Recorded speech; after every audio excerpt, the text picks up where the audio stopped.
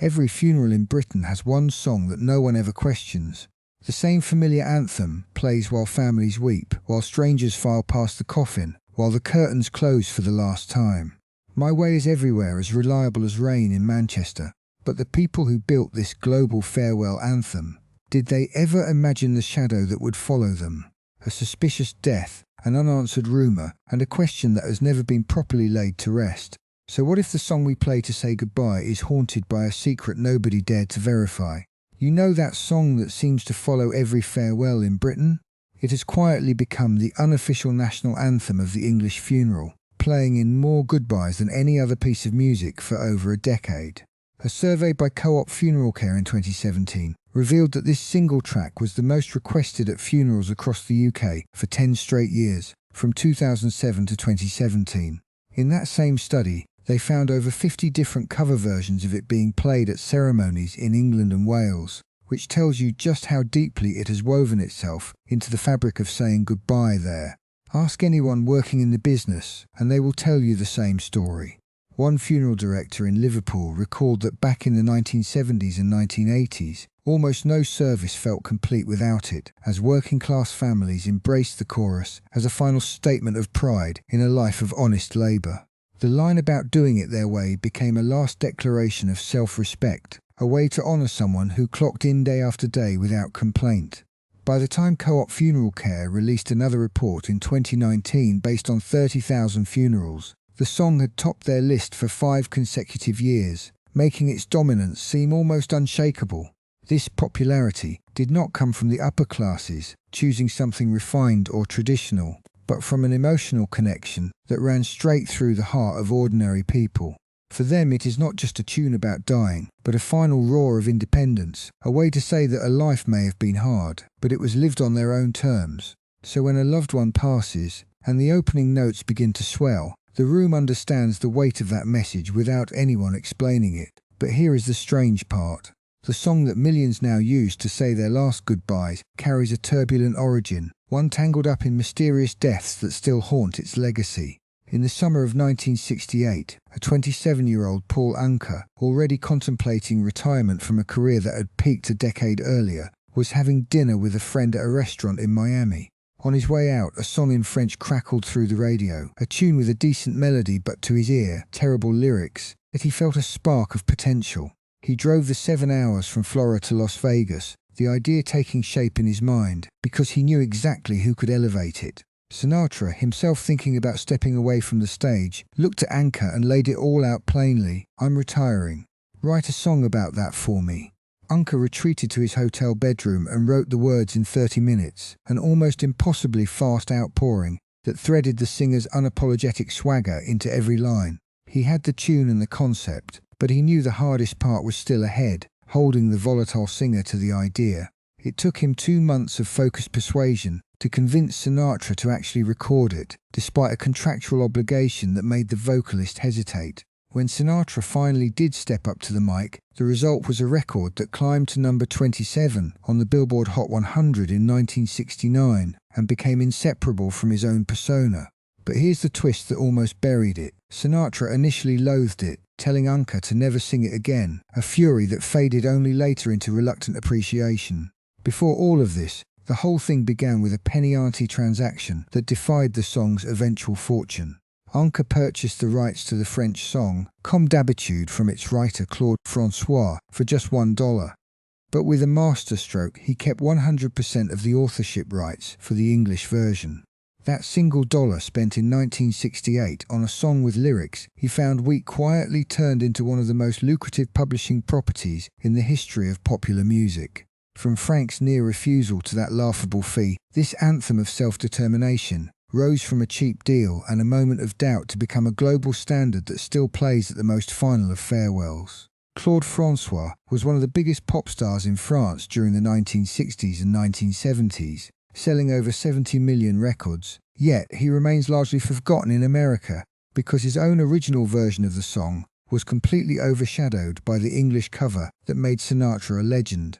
On the 11th of March 1978, in his luxurious apartment in the 16th arrondissement of Paris, he was found motionless in his bathtub, with an electric light bulb dangling dangerously in the water beside him. His devoted fans refused to accept that this was a simple accident, and wild theories began to spread almost immediately, suggesting he had been murdered by a jealous lover, or that he had taken his own life because of mounting debts, or even that he had been assassinated by political opponents who resented his connections with figures in the government. The court eventually ruled that his death was caused by accidental electrocution, but to this day, many French admirers still cling to the belief that something far more sinister happened that night. Why would anyone think that the death of a beloved singer was actually a murder, and what could possibly connect this tragic event to the idea of a killer lurking behind the song? The initial reports and rumours painted a picture of chaos and suspicion, with authorities having to work hard to dispel the notion that Francois had been the victim of foul play rather than his own careless mistake. Investigators eventually concluded that he had been trying to fix the faulty light fitting while standing in the water, a reckless act that led to the fatal current passing through his body. Even with this clear official explanation, the mystery never fully faded, and the whispers persisted for decades, feeding into a larger narrative that something about the song itself was cursed or tied to violence. But the truth is that the only real killer here is the misunderstanding itself, a collective imagination running wild with speculation. So who is the actual killer behind this story? Or is the entire notion simply a tragic and sensational misunderstanding that has followed the song for years? There is a rumour that has slithered through internet forums for years, a dark whisper claiming that the song My Way was written by a serial killer known as the Zodiac Killer. This claim is completely false, as the Zodiac Killer was active in California during 1968 and 1969, and there is no evidence whatsoever that this unidentified criminal was ever a songwriter. Even a brief look at the timeline crumbles the theory, because the original French melody for My Way was composed in 1967, and the English rights were purchased just 1 year later. How could a man terrorizing the Bay Area with ciphers and murder simultaneously craft a syrupy pop ballad in a Parisian recording studio? There is not a single piece of evidence that links the Zodiac Killer to the music of Paul Anka, Claude François, or Jacques Revaux. This rumour is not a hidden truth. It is merely a product of overactive imaginations on internet forums, a ghost story without a single document to support it. As we have already established, both Paul Anka and Claude François were established musicians with long, public careers, and neither has ever had any connection to any violent crime. So the disturbing tale of the Zodiac Killer writing this famous farewell anthem is nothing more than a creepy form of entertainment, a myth with zero historical value. Paul Anka had bought the rights for $1 and written new English lyrics, but the man who composed the original melody was still standing in the shadows. Jacques Revaux, the French songwriter who created the first version of Comme d'habitude before Claude François reshaped it, never stopped believing the tune was his. In 2022, Music Business Worldwide reported that Revaux took legal action against Anka, claiming his contribution had been swallowed whole by the deal.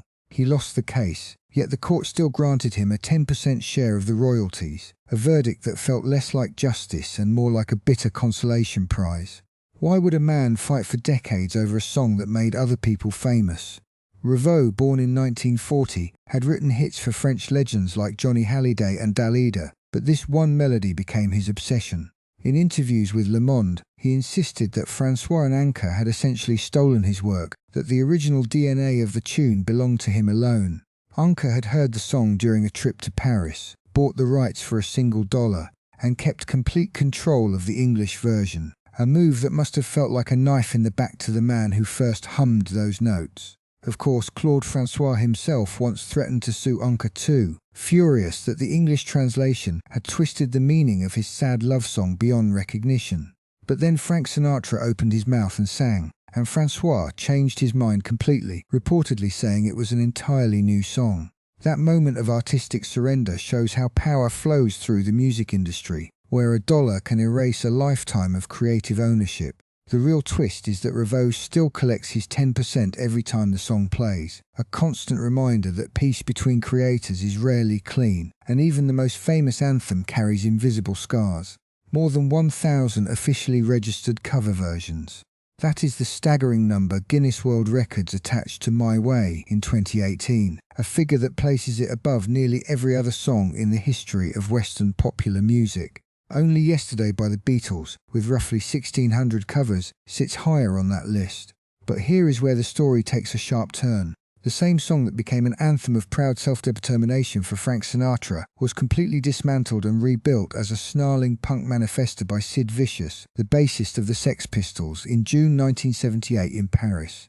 Vicious took the melody and gutted its meaning, replacing the triumphant declaration of "I did it my way" with the aggressive, nihilistic refrain, "There's no escape, there's no way out."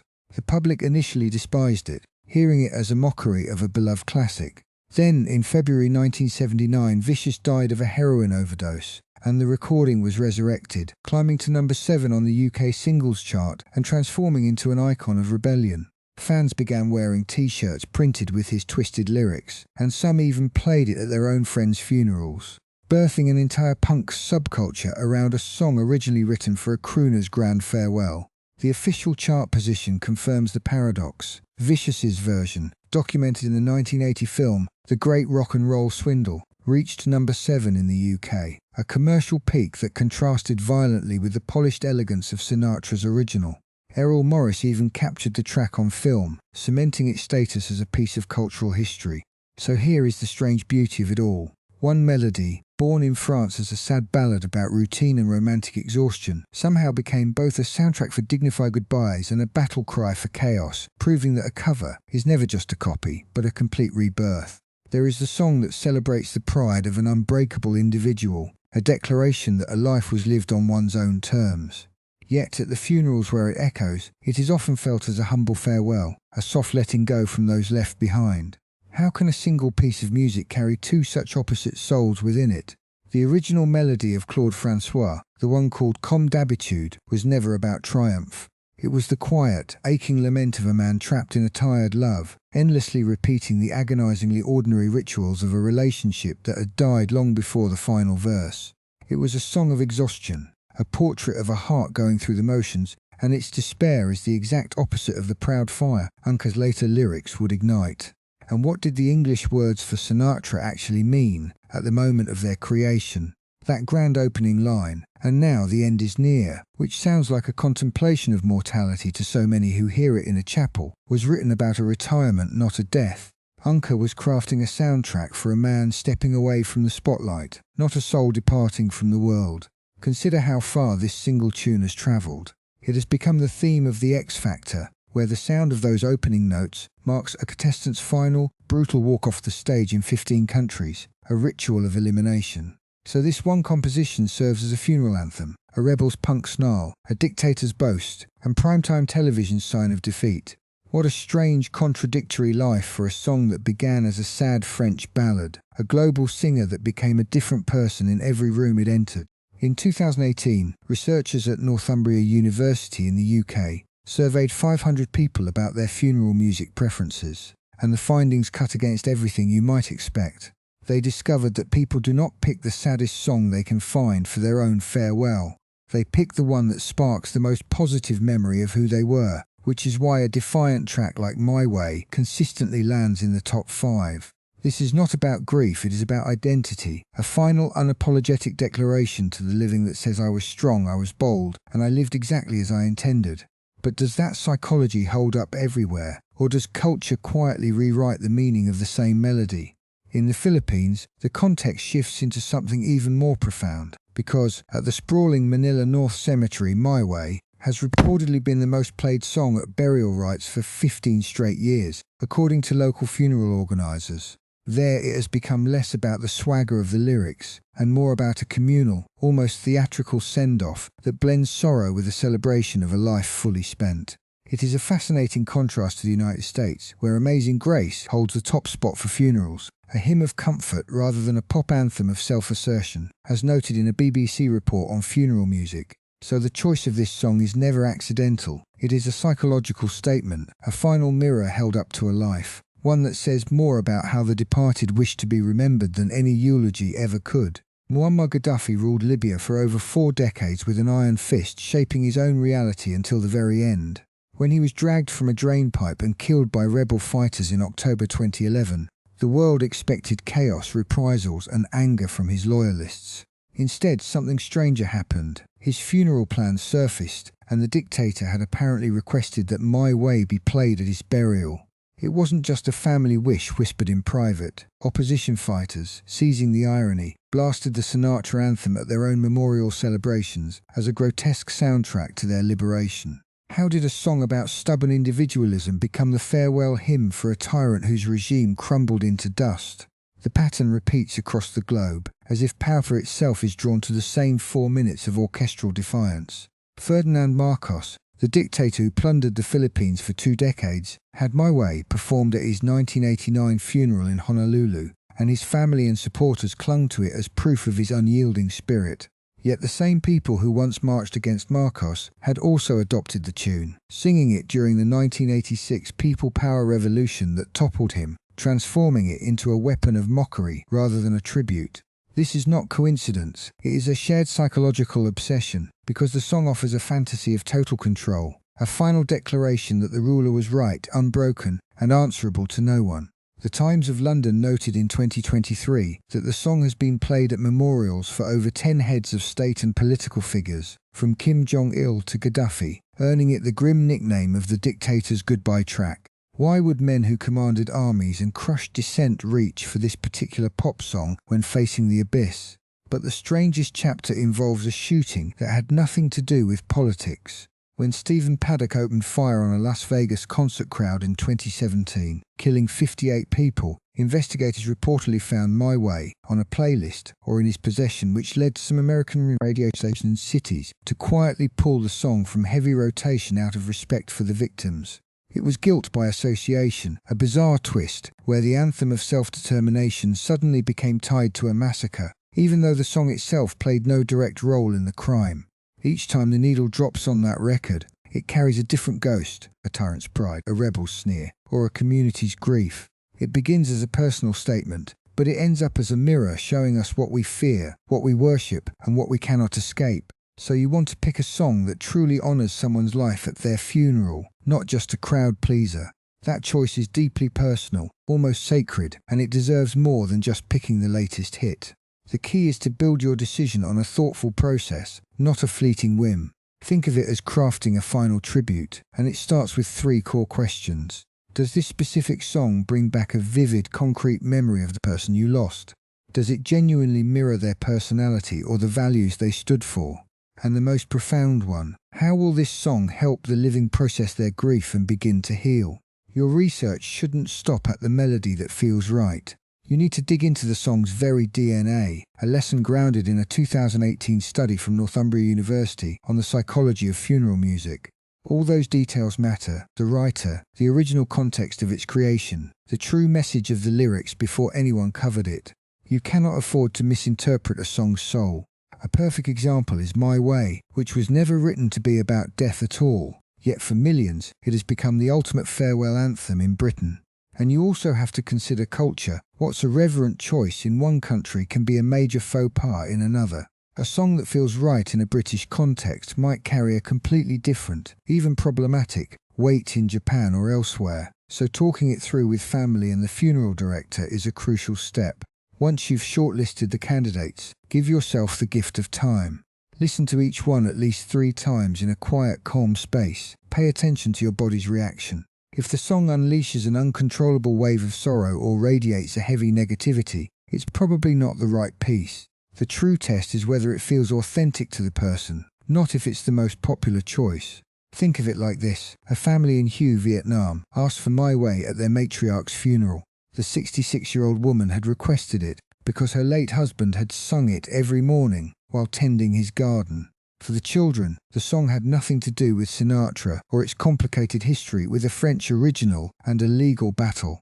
It was simply the sound of their father, a memory that brought comfort and warmth to the ceremony. It was only later that one son stumbled upon the song's actual origins, but it didn't change a thing. The memory outweighed the history.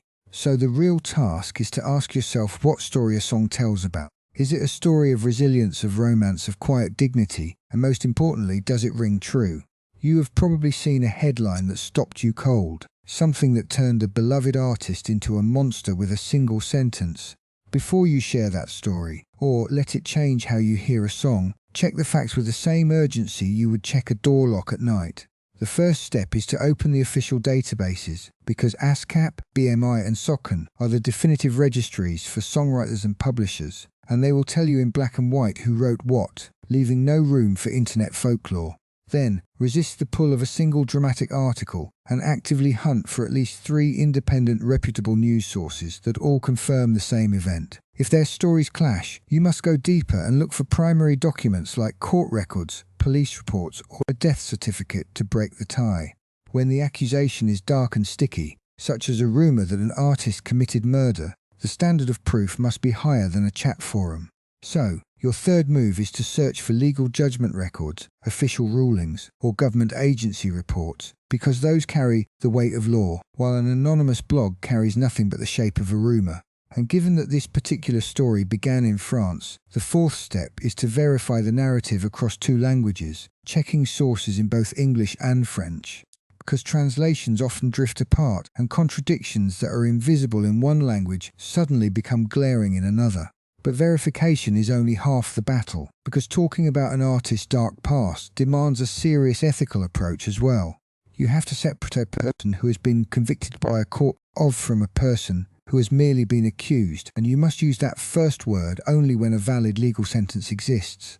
Otherwise, the correct phrase is allegedly, with all its weight of uncertainty. Before you repeat a damaging story, ask yourself a difficult question. Does this crime change how we should hear the music, or is it an irrelevant detail dragged in for shock value? If the history has nothing to do with the song's meaning, then including it is a choice to hurt a reputation for clicks, and a careful writer will leave it out. Do not sensationalize the headline, stick to language that is measured and neutral, because saying this man wrote a song when he has only been charged with a crime is a dangerous distortion. And when you do share what you know, always show your work by naming your sources, and if something is still uncertain, say plainly that it has not been confirmed instead of pretending to know it all. Even the most polished stories can falter, and history proves that a slow start does not predict a hit, just as a wild rumour does not become truth through repetition.